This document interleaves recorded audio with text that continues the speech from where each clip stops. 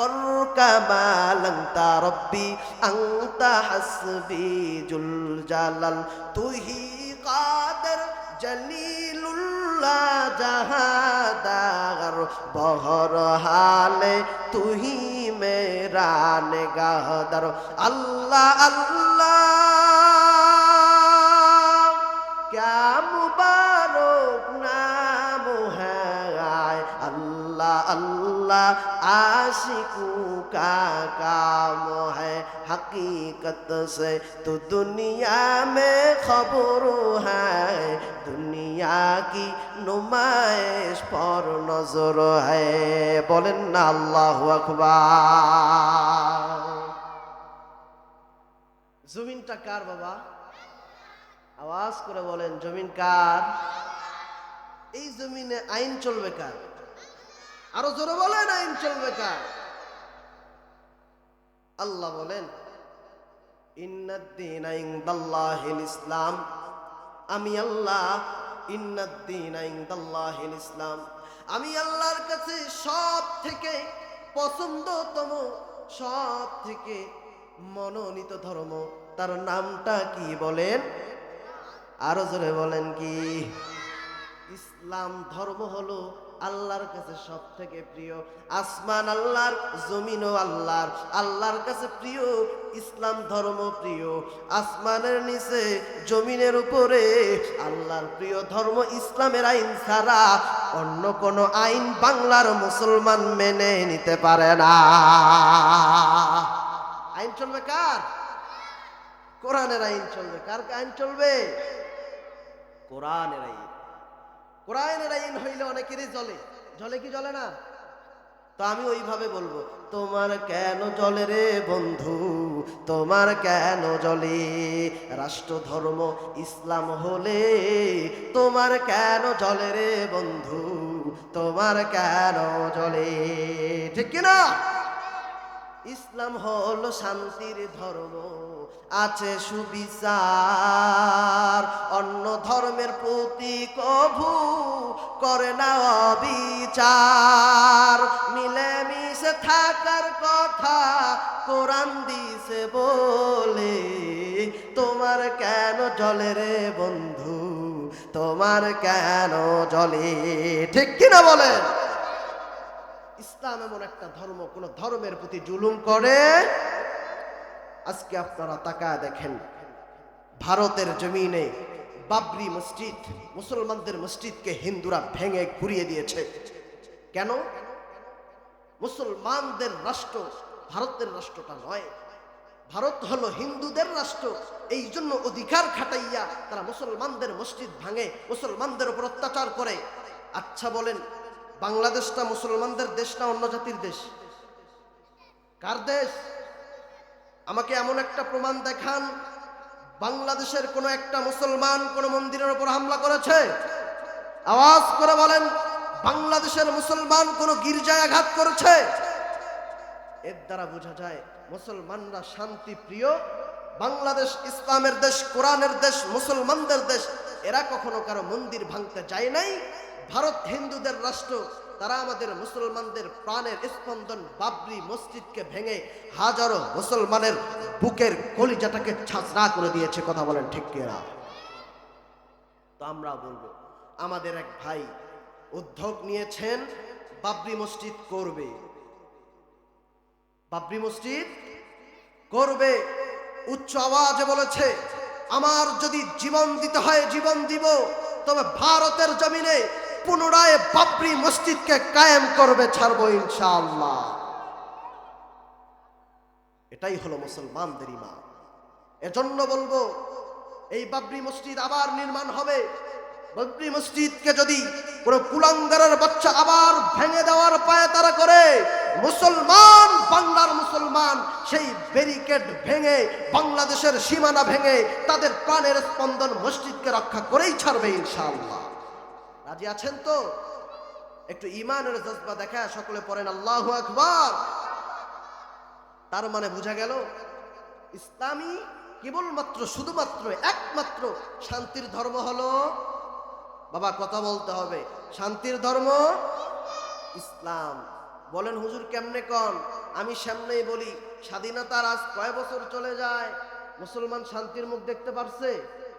বাঙালি আজকে শান্তির মুখ দেখতে পারে নাই। এ দেখছি, সে দেখছি, সব দেখা শেষ। এবারের বাংলা হলো কোরআনের বাংলা। কথা বলেন ঠিক কিনা?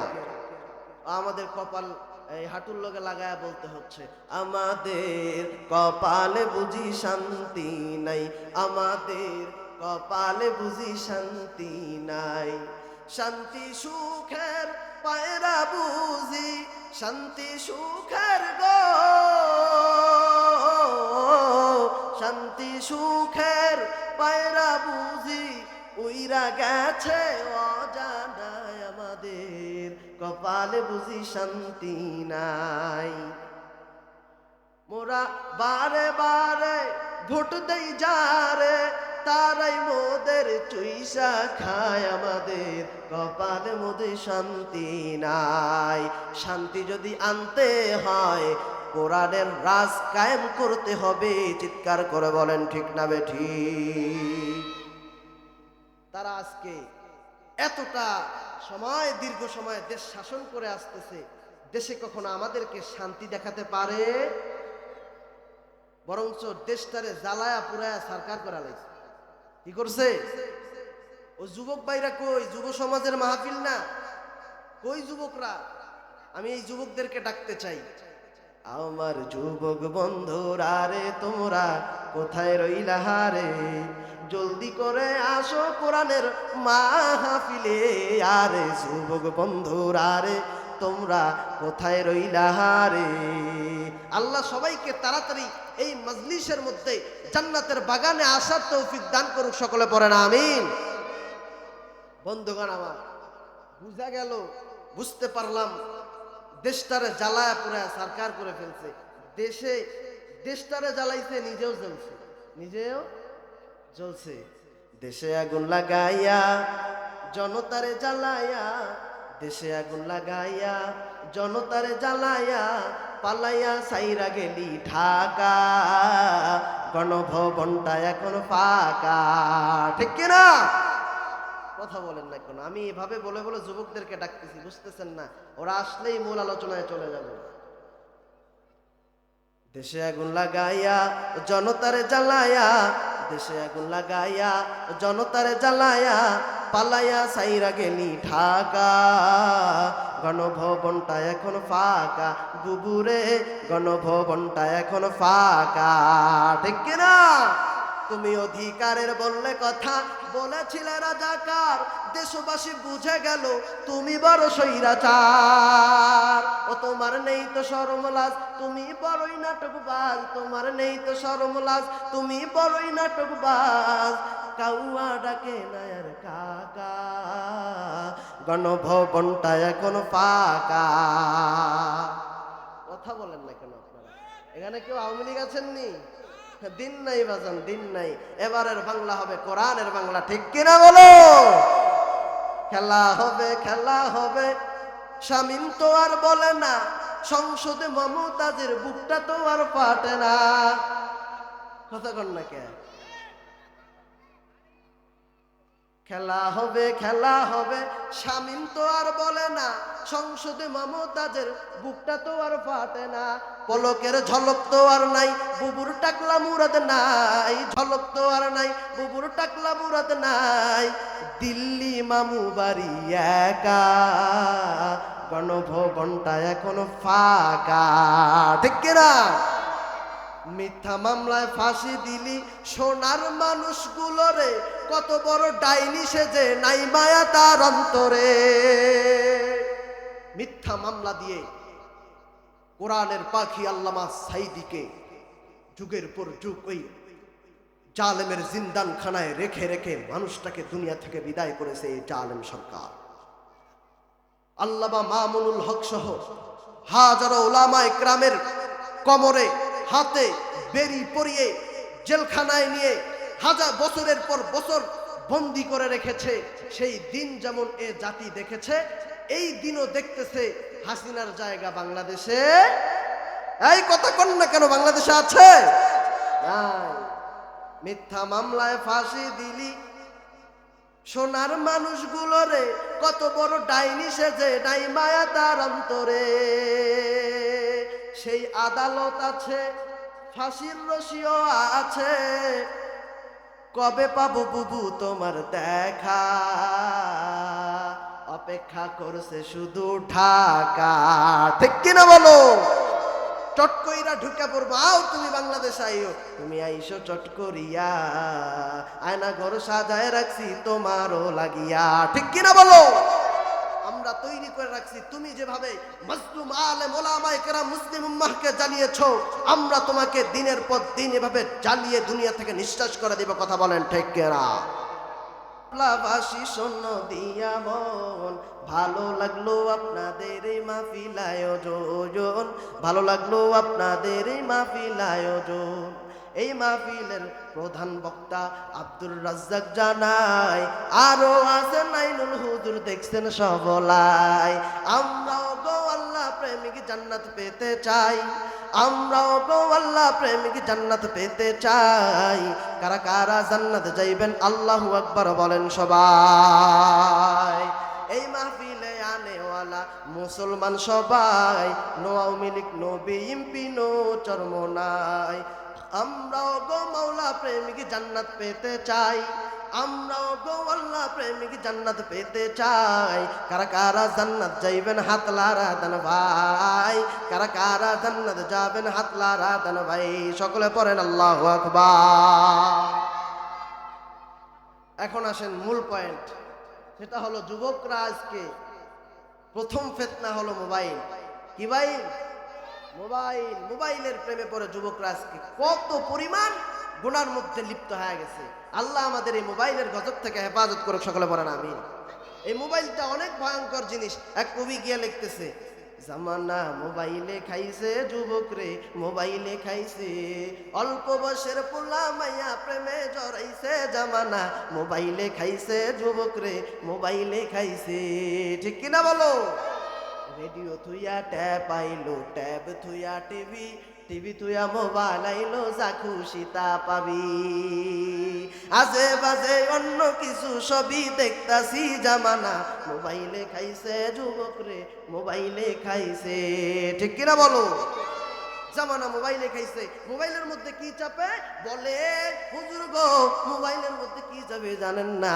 মোবাইলের মধ্যে একটা অ্যাপস আছে, এভাবে টানাটানি করা যায়, এটার নাম হলো ফেসবুক। পোলাপান আজকে ফেসবুকের পাগল। কথা বলেন না কেন? ফেসবুকে টানাটানি করে। এখন এক কবিও লিখছে, কালো মাইয়া ধওলা সাজে প্রোফাইলে দেয় ছবি, সেই ছবি দেইকা পোলাপানরা হইতাছে আজ কবি। আসলে তো ফেক আইডি, সব মাইয়ার আইডি না, পোলায় পোলায় চলতাছে প্রেম, নিজেও জানে না। ঠিক কিনা? মহতারাম হাজরিন, সবাই একেবারেই অল্প। এজন্য বলবো ইনশাআল্লাহ আপনারা আছেন, সময় আছে ইনশাআল্লাহ, রাত অনেক বড়, চলবে তো ইনশাআল্লাহ? চলবে। তো আয়াত তেলাওয়াত করেছিলাম, আল্লাহ বলেন ওয়াকুল্লাহুমা কাওলান কারীমা, ওয়াকুল্লাহুমা কাওলান কারীমা।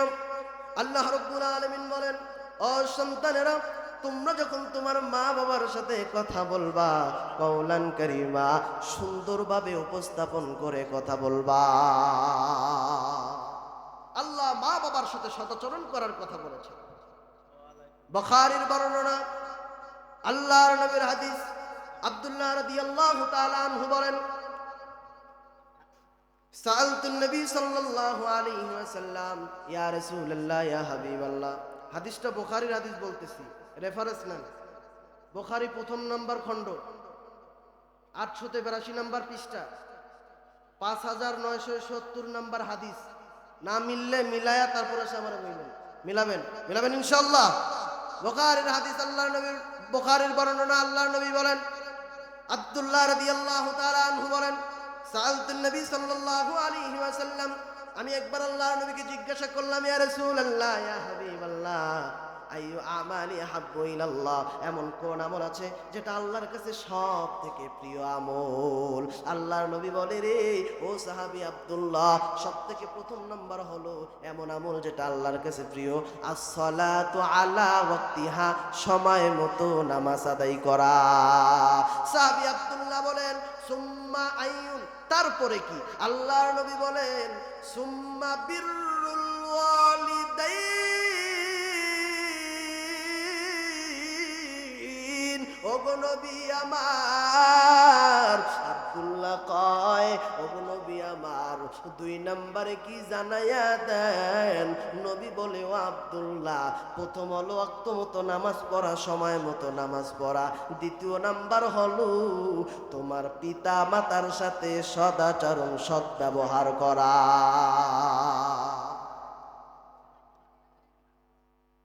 দ্বিতীয় নাম্বার হলো পিতা মাতার সাথে সদাচরণ করা। আব্দুল্লাহ রাদিয়াল্লাহু তাআলা আনহু বলেন সুম্মাইয়ু, তারপর কি? আল্লাহর নবী বলেন সুম্মাল জিহাদু ফি সাবিলিল্লাহ, তারপর হলো আল্লাহর রাস্তায় জিহাদ করা। আগে মা বাবার সাথে সদাচরণ, তারপর জিহাদের কথা বলেছেন। অনেক বেয়াদব পোলাপান আছে না, মায়ের সাথে বাবার সাথে বেয়াদবি করে, আছে না নাই? আল্লাহ আমাদেরকে মা বাবার সাথে সদাচরণ, ভালো ব্যবহার করে চলাফেরা করার তৌফিক দান করুক, সকলে পড়ে না আমিন। মাই কিভাবে ডিস্টার্ব করলে তো হবে না, 5 মিনিট সময়।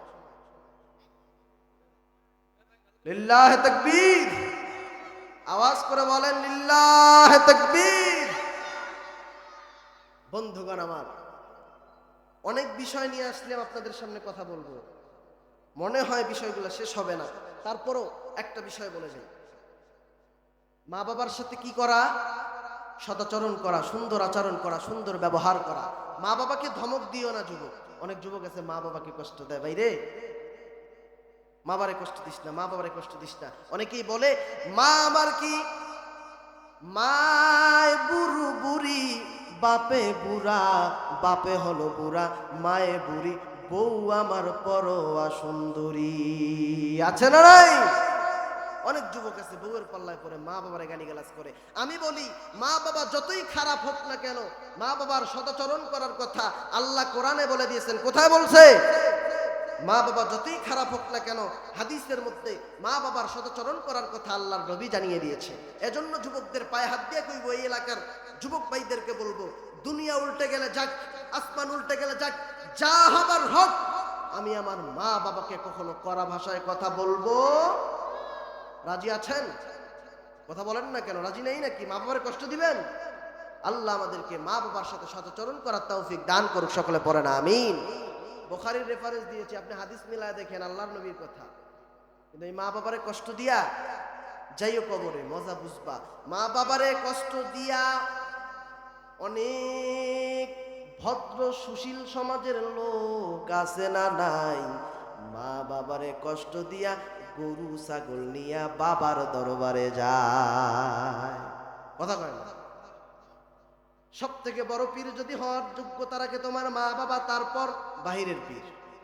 এমন পীরের ছাতার পীর আছে না নাই? এই পীরগুলোর দরবারে যায়, মা বাবারে কষ্ট দেয়, ছাগল নিয়া, গরু নিয়া, ভেড়া নিয়া পীরের দরবারে যায়। আবার ওই পীর সাহেবের দরবারে কিছু লোক আছে গায়, আমগো বাবার দরবারতে কত গরু যায়, তমগো পীরের দরবারতে এত মানুষ নাহি হয়, আমগো বাবার দরবারতে কত গরু যায়। আমি বলবো রে ভাই, গরুর দরবারে গরু যায়, মানুষের দরবারে মানুষ যায়। একটা মেসেজ আমার এই বর্তমান সমাজগুলোতে, আমার ওয়াজ চলতেছে, আমি বক্তা, ওয়াজ করতেছি বড় পাগড়ি লাগায়া, হায় হায় আমার জাতির খবর আমি নিলাম না। আমার আফসোস লাগে, আমার বাড়ির পাশে ভণ্ডদের আস্থানা।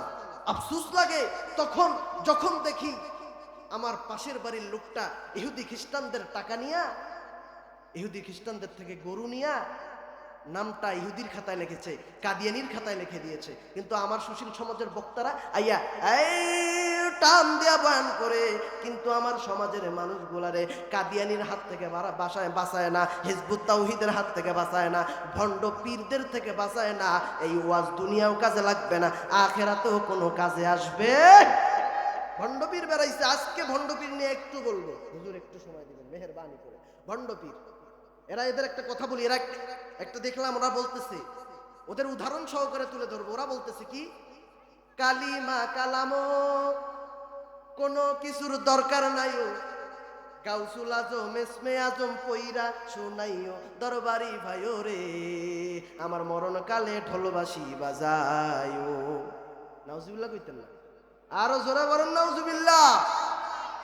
কালিমা কালামো কোনো কিছুর দরকার নাইও, গাউসুল আজম এসমে আজম পইরা শুনাইও দরবারি ভাইও রে, আমার মরণ কালে ঢোলবাসি বাজায়ও। যেই পীর মরণ কালে ঢোল বাজাইতে বাজি বাজাইতে বলে, যেই পীর নামাজ লাগে না, যেটার রোজা লাগে না, ইবাদত লাগে না, বন্দেগী লাগে না, কোরআন লাগে না, হাদিস লাগে না, তাফসীর লাগে না, হুজুর লাগে না, ওটা হুজুর পীর হতে পারে না, ওটা হলো শয়তানের চামচা। আরো জোরে বলেন ঠিক না বেঠিক? এমন ভাবে কথা কইতেছেন মনে হয় যে আওয়াজই করতে পারতেছেন না, আজব লাগে। বিভিন্ন জায়গায় কথা বলি, আমি তো আপনাদের এলাকার সন্তান, আমার বাড়ি এখানে, এই যে এটা বাড়ি আমার।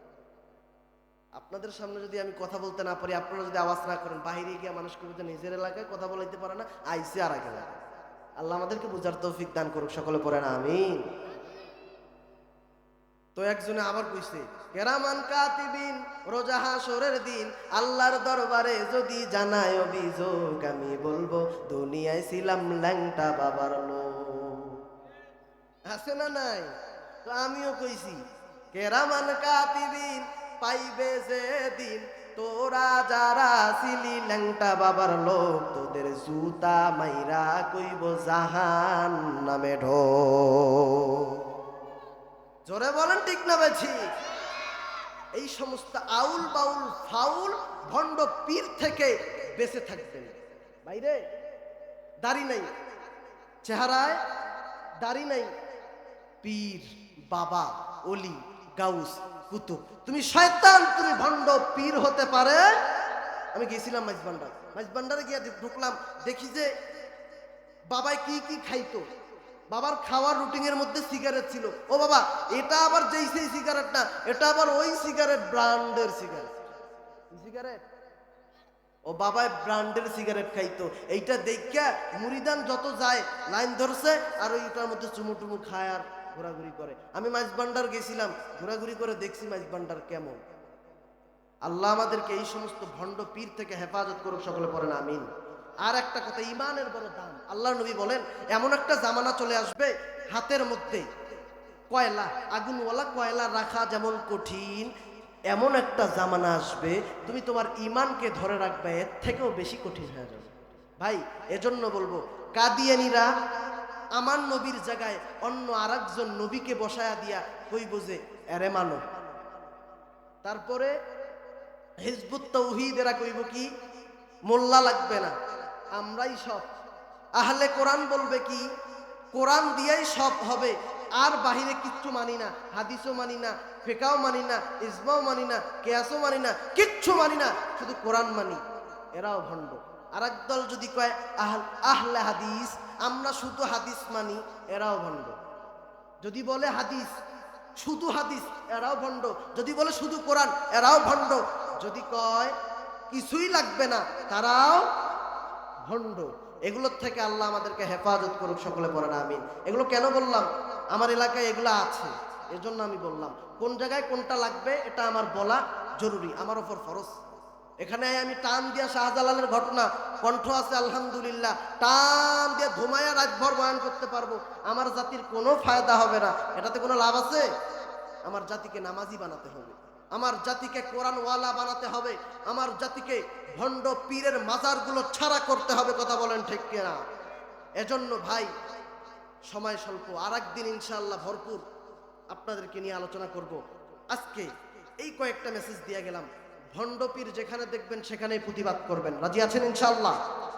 ভণ্ড পীর যেখানে দেখবেন, যে বলে কোরআন লাগে না, দলিল লাগবে না, যে বলে কোরআন লাগে না, হাদিস লাগে না, পুলিশ প্রশাসন পরে পায়ে যে জুতাটা আছে বের করে পিটানো শুরু করবেন। কারণ আমার আল্লাহর আইনকে সে বৃদ্ধাঙ্গুলি দেখিয়েছে। আমার আল্লাহ যে আইন দিয়েছে সেই আইনের বিপরীতে চললে আমি আল্লাহর বান্দা হইয়া বরদাস্ত করতে পারি না। এক বাউল ফাউলে আমার আল্লাহরে গালি দিছে, ওই বাউল ফাউল তুমি আল্লাহরে গালি দিতে পারো, তুমি আল্লাহর বিদ্বেষী হইয়া গালি দিতে পারো। আমি আল্লাহর বান্দা হইয়া, আমি আল্লাহর মাহবুব হইয়া, আমি আল্লাহর প্রিয় হইয়া, আমি আল্লাহর গোলাম হয়ে আমি তুমি যেমন আল্লাহর বিদ্বেষে হয়ে আল্লাহকে গালি দিবা, আমি আল্লাহর প্রিয় হয়ে, আমি আল্লাহর মাহবুব হয়ে, আমি আল্লাহর বান্দা হয়ে আমি তোমার প্রতিবাদে তোমার ফাঁসির জন্য আমি আবেদন করব। এই বাউলের ফাঁসির অর্ডার হয়ে গেছে। আল্লাহ এই সমস্ত বাউল ফাউল থেকে বাংলার মুসলমানকে হেফাজত করুক, সকলে পড়ে না আমিন। বন্ধুগণ আমার, এখন আমি শেষ ফিনিশিং দিয়ে দিব। এক গভীর করে কান লাগান, আমার মা বোনেরা বসে আছে, কিছু কথা শুনতে চাই, এদের বিষয়ে কথা বলেই আমি চলে যাব ইনশাআল্লাহ। গভীর মনোযোগ দিই এলাকার মা বোনেরা। ওরে মা, তোমার পেটের থেকে শাহজালাল ইয়ামিনী আল্লাহ দুনিয়াতে পাঠিয়েছে। তোমার পেট থেকে আল্লাহ রাব্বুল আলামিন ফজলুল করিমের মতো পীর পয়দা করেছে। তোমার পেট থেকে আব্দুল কাদের জিলানীর মতো বান্দা তৈরি করেছে। ওরে মা, তুমি যদি আজকে ঝগড়া জাটিতে লিপ্ত হয়ে যাও, আজকে আমাদের সমাজের বাড়িতে বাড়িতে টিভি সিরিয়াল আছে না নাই? ওরে মা, পায়ে হাত দেয়া কইব, মেহেরবানি করে এই যে ভারতের জমিনে তোমার টিভি সিরিয়াল দেখার টাকাগুলো জমা হইয়া হইয়া শক্তি জমাইয়া মুসলমানদেরকে আঘাত করে তুমি এই ভারতের সিরিয়ালগুলো দিন রাত দেখো। ও মা বোনেরা রে, তোমার পায়ে হাত দেয়া কই, জান্নাত তোমার শ্বশুর বাড়ি নয় রে, জান্নাত তোমার বাবার বাড়ি নয় রে। পায়ে হাত দেয়া কইব, মা রে আর ওই টিভি দেখিও না, গান বাজনা দেখিও না। ও মা,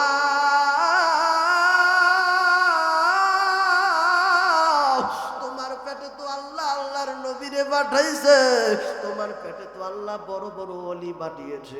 ওরে মা রে মা, তোমার পায়ে হাত দেয়া বলিও মা, আর নিজের সন্তান রে নালায়েক কইরো না। তুমি যদি পাপ কাজে লিপ্ত হয়ে যাও, তুমি যদি তোমার টিভিতে সময়গুলা ব্যয় করো, সিরিয়ালে সময়গুলা ব্যয় করো, তোমার পেটে যেটা আছে ওটা শাহজালাল নয়, ওটা ডিপজল হইয়া বের হবে। জান্নাতের আশা করো তুমি, জান্নাত কি তোমার বাপের বাড়ি? তাই জন্য মা বোনেরা রে, মেহেরবানি করে এই টিভি সিরিয়ালগুলো দেখা বন্ধ করে দেন।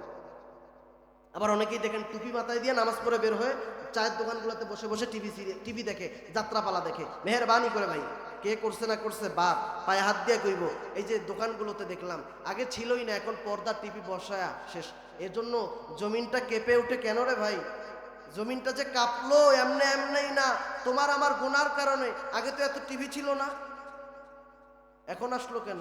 এজন্য আল্লাহ জমিনটা লড়ায়া সতর্ক করে, বুঝ বুঝ বুঝ। বুঝতে বুঝতে আল্লাহ এতবার সতর্ক দেয়, বুঝবি না, একদিন লড়ায়া একদম শেষ করে দিবে। আবার তো আমাকে ওই যে দেখলাম হাজি সাহেবরাও বসে বসে টিভি সিরিয়াল দেখে, ঠিক কিনা বলেন? এমনও হাজি আছে বাংলায়, ওই হাজি সাহেবেরা ওই যে টিভি সিরিয়াল তাকায় তাকায় দোকানের সামনে গিয়া টিভি সিরিয়াল দেখে। চার দোকানে বইয়া হাজি টিভি সিরিয়াল চায় বাইরে, চার দোকানে যাইয়া হাজি হিন্দি মুভি চায়, হিন্দি গানের তালে তালে পা দুটি লড়ায়, ঠিক কিনা বলো? এমনও হাজি সমাজে আছে, দুইজন হাজি অনেক টাকা দিয়ে হজ করছে, এবার গ্রামের মধ্যে হাঁটাহাঁটি করে, কেউ হাজি কয় না।